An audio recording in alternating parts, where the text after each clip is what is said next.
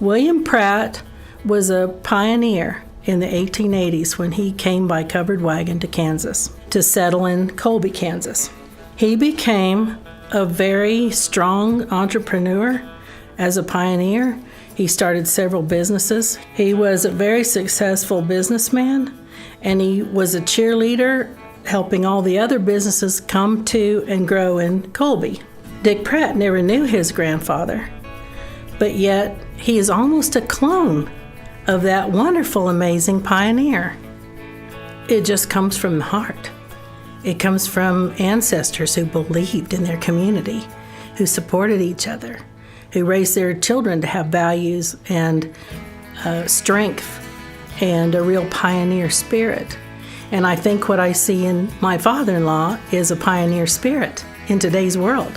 I know he had Shopper City, which was on the cutting edge years ago.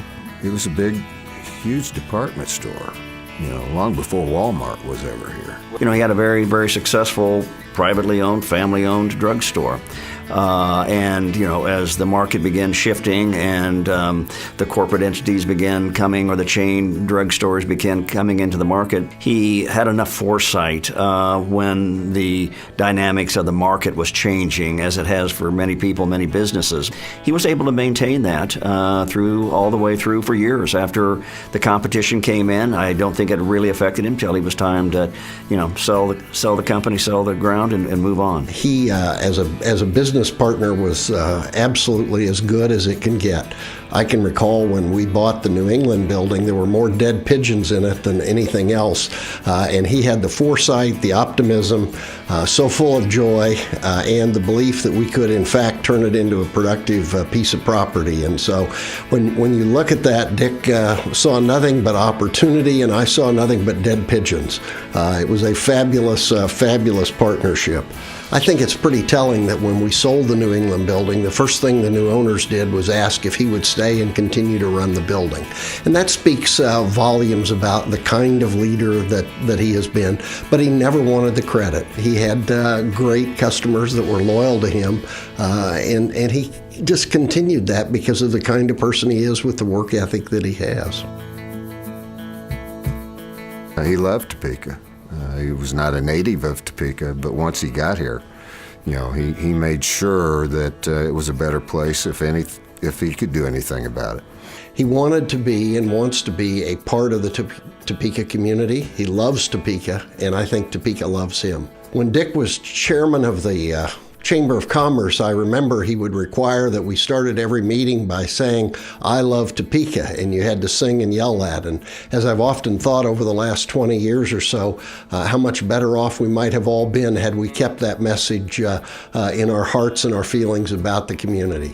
He particularly loved downtown. His daughter-in-law and I used to joke about whether or not Dick had a mistress, and we determined that he did, and in fact, it was downtown Topeka. He loves to take a drive down Kansas Avenue, see what's new, see what's happening, and it's certainly got a lot of new changes right now, and he's very, very delighted about that.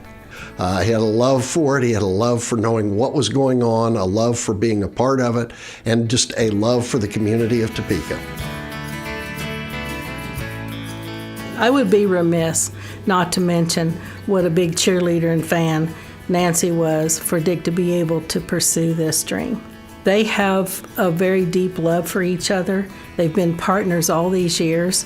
She was a graduate from KU as well as Dick was, and she opted to stay home and raise the children, although she was very independent and a strong woman in her own time, but recognized the love her husband had for this community and gave him the stage to be able to do that. Dick was always, probably more than anybody I know, was more interested in my work and my firm and what we were doing. What were we doing in the community? Who were we doing work for?